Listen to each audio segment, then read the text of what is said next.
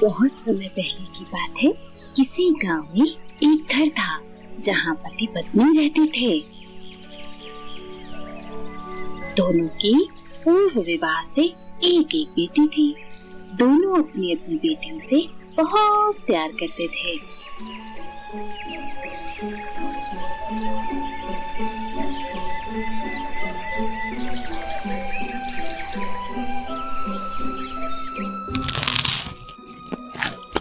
अपनी बेटी को कोई काम नहीं करने देती और उसकी हर बात मानती थी, जिससे वो बहुत आलसी हो गई थी।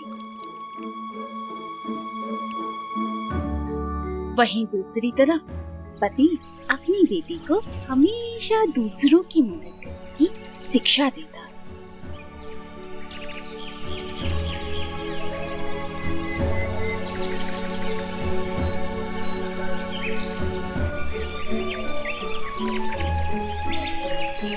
और वो घर का सारा काम करती।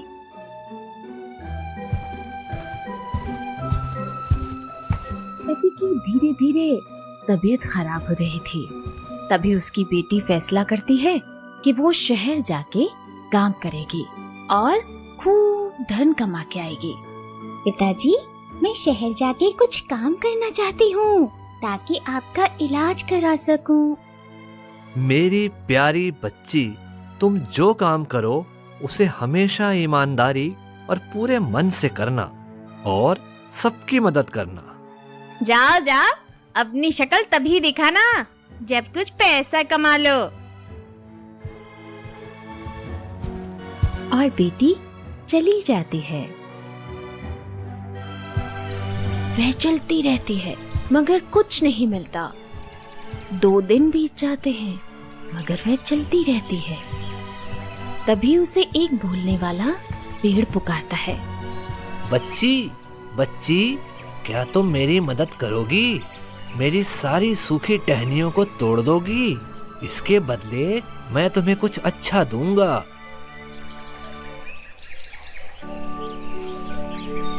बच्ची पेड़ पे चढ़ जाती है।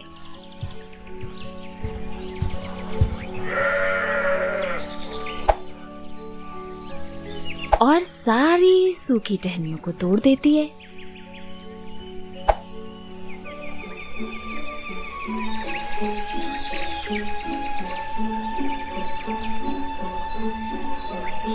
धन्यवाद प्यारी बच्ची। वो अब फिर आगे चलने लगती है। थोड़ी देर बाद एक कुआं आता है और वो भी उसे बुलाता है। मेरी बच्ची, क्या मेरे से कुछ पानी निकालकर मेरी गंदगी धो सकती हो? इसके बदले कुछ अच्छा कर दूंगा। वो बिना कुछ सोचे कुएं से पानी निकालती है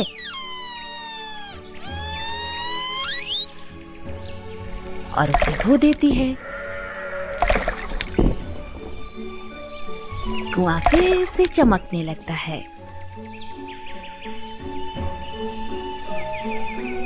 वो अब फिर आगे चलने लगती है। थोड़ी देर बाद उसे एक तंदूर अपने पास बुलाता है। ओ लड़की, क्या तुम मेरी मदद करोगी? मैं जगह जगह से टूट गया हूँ। क्या तुम मुझे ठीक करोगी? बदले में तुम्हें अच्छा दूंगा।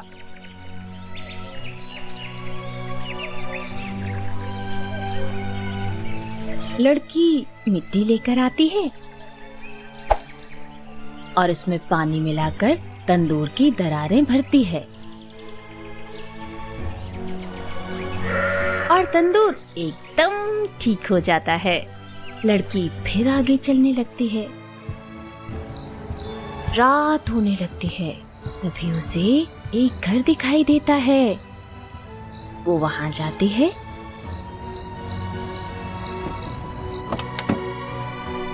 उस घर में 5 परियां रहती थीं। बाहर बहुत अंधेरा हो गया है, क्या मैं आज की रात यहाँ बिता सकती हूँ? हाँ बिल्कुल, मगर तुम यहाँ क्या करने आई हो? मैं यहाँ काम की तलाश में आई हूँ। यह बहुत अच्छी बात है। तुम यहाँ काम कर सकती हो। घर में 5 कमरे हैं, तुम्हें हर दिन 5वां कमरा छोड़कर 4 कमरों की सफाई करनी है। और याद रहे, 5वें कमरे को कभी भी भूल से भी नहीं खोलना है।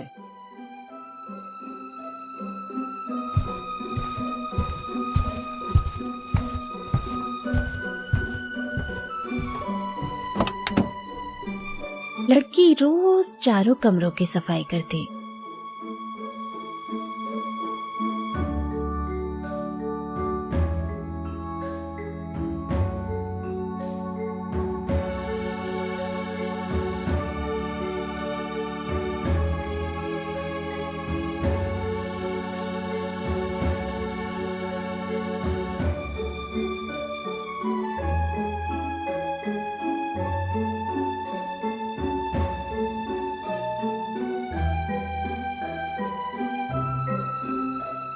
इसी तरह 1 माह बीत जाता है।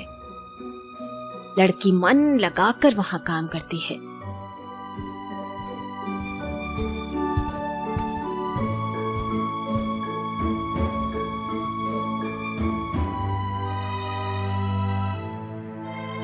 माह पूरा होने पर परियां उसे सोने के सिक्के देती हैं।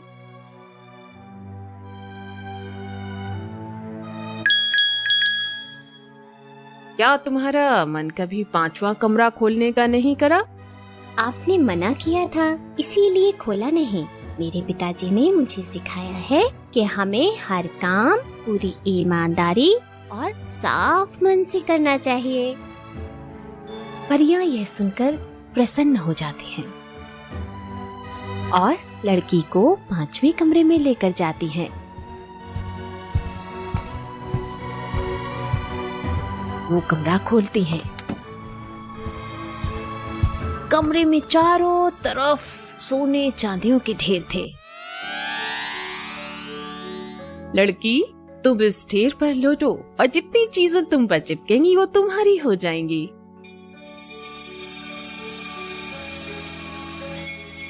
लड़की ढेर पर लौटती है और उस पर जो भी चिपकता है वह उसे लेकर वहां से चली जाती है।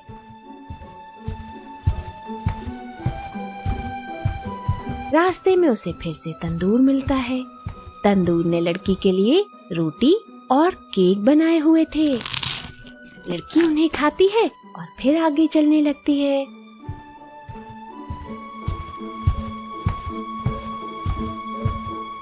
आगे चल के उसे कुआं मिलता है।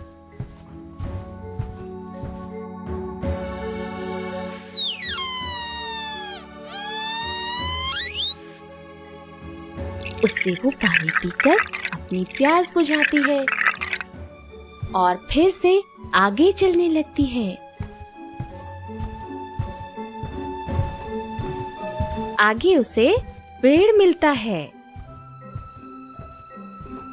वो उसे मीठे फल देता है। लड़की उसे खाती है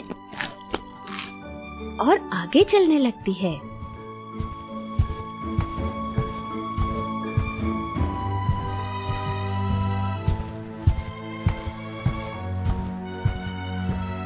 थोड़ी देर बाद वो अपने घर पहुंच जाती है।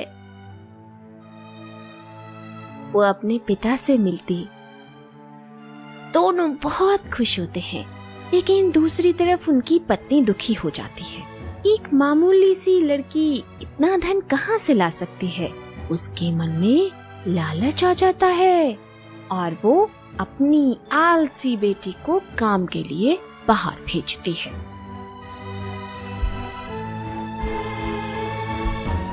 आलसी लड़की काम की तलाश में निकल पड़ती है।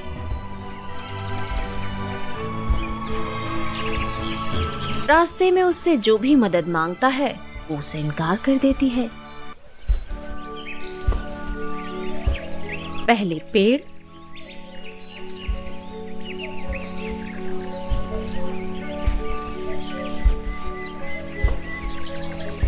फिर कुएं,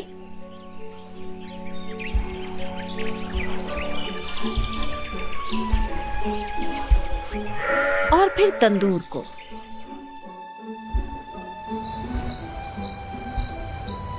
फिर उसे वह घर दिखता है जहाँ 5 परियां रहती हैं। वो अंदर जाती है और परियों से काम मांगती है। परियां उससे साफ सफाई का काम देती हैं।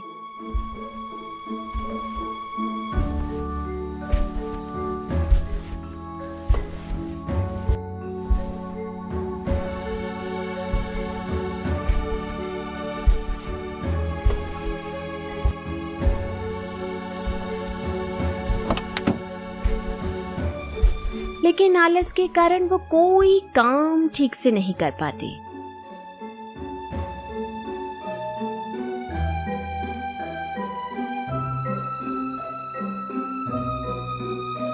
एक दिन परियां घर से बाहर थीं और आलसी लड़की को 5वें कमरे में क्या है ये जानने की उत्सुकता थी। वो वहां जाती है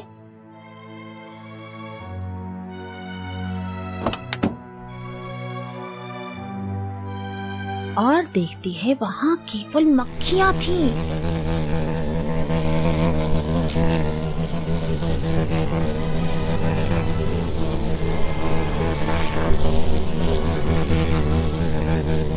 और मक्खियां उसे काट लेती हैं।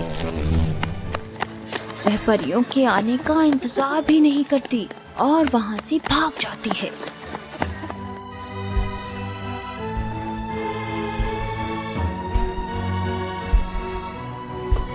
रास्ते में उसे भूख लगती है, मगर तंदूर केक देने से मना कर देता है।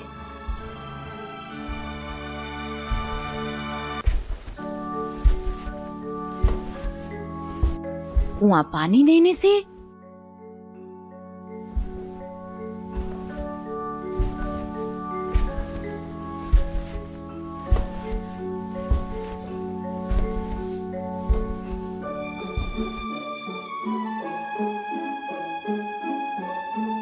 और पेड़ फल देने से इनकार कर देता है।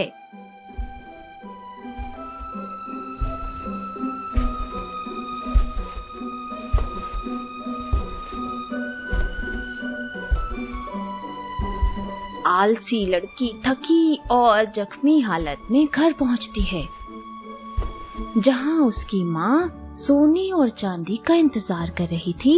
अपनी बेटी की हालत देखकर निराश हो जाती है। देख लिया आलस का नतीजा। सही नीयत, ईमानदारी और परिश्रम ही किसी इंसान को सफलता दिलाती है। यह कहकर वह दोनों को वहां से चले जाने को कहता है।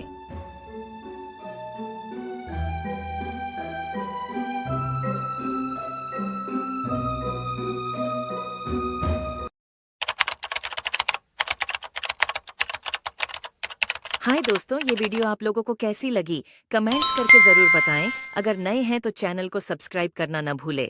मिलते हैं नए वीडियो में। Thank you for watching.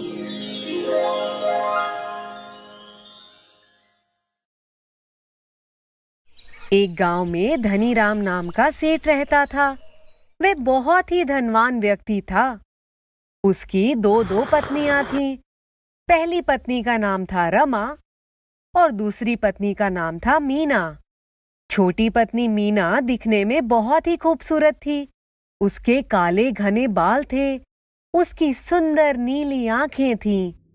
पर बड़ी पत्नी रमा ज्यादा आकर्षक नहीं थी, इसलिए सेठ मीना को ज्यादा प्रेम करता था। रमा दिल की साफ और शालीन औरत थी।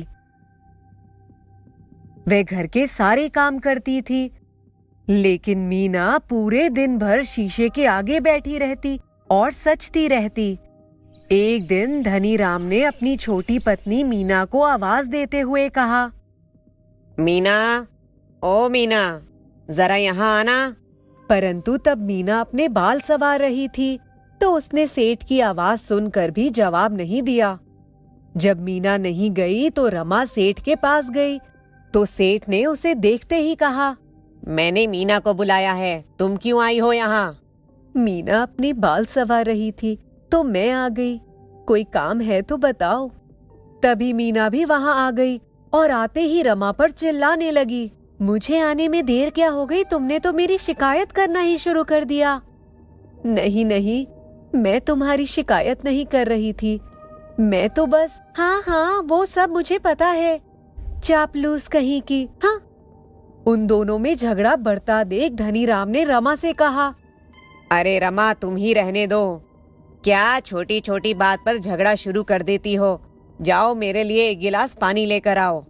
जब रमा पानी लेने के लिए गई तो धनीराम ने मीना से कहा, सुनो, मैं व्यापार के लिए दूसरे शहर जा रहा हूँ, 1 महीने बाद लौटूंगा, पर तुम ये बात रमा को मत बताना, क्योंकि मैं चलते समय उसका मनहूस चेहरा भी नहीं देखना चाहता हूँ। हाँ ठीक है, पर आप मेरे लिए शहर से नई साड़ियाँ और गहने लेकर आना। उन दोनों की बातें रमा ने चुपके से सुन ली थी और सेठ की ऐसी बातें सुनकर उसे बहुत बुरा लगा, पर फिर भी उसने भगवान से कहा, हे भगवान, मुझे कुछ नहीं चाहिए, बस मेरे पति की रक्षा करना। सेठ के जाने के बाद रमा के प्रति मीना का व्यवहार और ज्यादा बिगड़ गया था और हर छोटी छोटी बात पर वे रमा पर चिल्लाने लगती। एक बार दोनों में कहा सुनी हो गई तो मीना ने रमा से कहा, तुम कुरूप हो, तुम्हें कोई प्यार नहीं करता, तुम किसी भी काम के लायक नहीं हो। मीना की ऐसी बातें सुनकर रमा बहुत ज्यादा दुखी हो गई और घर छोड़कर जंगल में चली गई। जंगल में जाने पर उसने एक पेड़ देखा जिसके नीचे कचरा पड़ा था, तो रमा ने कहा, ओहो, इस पेड़ के नीचे कितनी गंदगी है, मैं यहाँ सफाई कर देती हूँ। और रमा ने जैसे ही सफाई की तो वह पेड़ बोलने लगा, तुम एक नेक दिल इंसान हो, तुम्हारे सारे दुख इस कचरे की तरह साफ हो जाएंगे। इस पर रमा ने पेड़ को शुक्रिया कहा और आगे चली गई। आगे चलने पर उसने एक केले का पेड़ देखा जो केलों के भार की वजह से एक तरफ झुक गया था। ये पेड़ तो झुक गया है, इसे सहारे की जरूरत है। उसके बाद रमा ने एक लकड़ी लगाकर झुके पेड़ को सहारा दिया तो वह पेड़ भी बोलने लगा, जैसे तुमने मुझे भार की वजह से गिरने से बचाया है, वैसे ही तुम भी हमेशा दुखों के भार से बची रहोगी। रमा ने केले के पेड़ को भी शुक्रिया कहा और आगे चली गई। आगे चलने पर उसे एक पेड़ दिखा जो लगभग सूख चुका था। अरे, इस पेड़ को तो पानी की जरूरत है, नहीं तो ये सूख कर मर जाएगा। और रमा पास के तालाब से पानी लाकर उस पेड़ को डालती रही तो वह सूखा पेड़ अचानक से हरा भरा हो जाता है और बोलने लगता है, जिस प्रकार तुमने मुझे वापस खूबसूरत बनाया है, वैसे ही तुम हमेशा खूबसूरत रहो। जाओ पास के तालाब में डुबकी लगा कर आओ। और रमा ने पेड़ के कहने पर तालाब में डुबकी लगाई। देखते ही देखते वे किसी परी के समान खूबसूरत हो गई और उसका चेहरा भी चमकने लगा। अरे वाह, मैं तो बिल्कुल ही बदल गई। धन्यवाद, तुमने मेरी सहायता की। और फिर रमा जल्दी से वापस अपने घर गई तो मीना उसे देखकर बिल्कुल चौंक ही गई। तुम तो बिल्कुल ही बदल गई हो, आखिर तुम इतनी खूबसूरत कैसे हो गई? तो रमा ने उसे सारा वाकया सुनाया तो मीना ने कहा, मैं भी वहाँ जाऊंगी और तुमसे भी ज्यादा खूबसूरत जादुई चेहरा लेकर आऊंगी। हाँ। उसके बाद मीना रमा के बताए रास्ते पर जाती है तो उसे भी वही पेड़ दिखते हैं, पर उनकी तरफ ध्यान नहीं देती।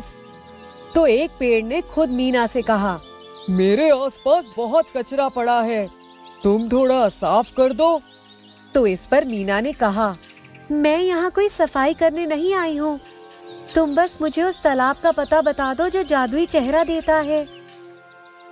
और इस तरह मीना सभी पेड़ों को उनके काम के लिए मना करती गई और तालाब का पता पूछती गई। और फिर अंत में वह तालाब तक पहुंच ही जाती है तो वह झट से उसमें डुबकी लगाती है तो वह खूबसूरत होने की बजाय कुरूप हो जाती है। ये देख मीना चिल्लाने लगी, तुमने मेरे साथ ऐसा क्यों किया? तो पेड़ों ने जवाब दिया, ये तालाब वैसा ही चेहरा देता है जैसा तुम्हारा मन है। तुम एक बुरे और घमंडी मन की इंसान हो। तुमने हमेशा अपने रूप पर घमंड किया है और रमा के साथ बुरा बर्ताव किया है, इसलिए तुम्हें ये मिला क्योंकि तुम इसी की हकदार हो। इनके बाद मीना अपने किए पर बहुत दुखी हुई, परंतु रमा सेठ के पास रहती और मीना अपने किए पर रोती रहती।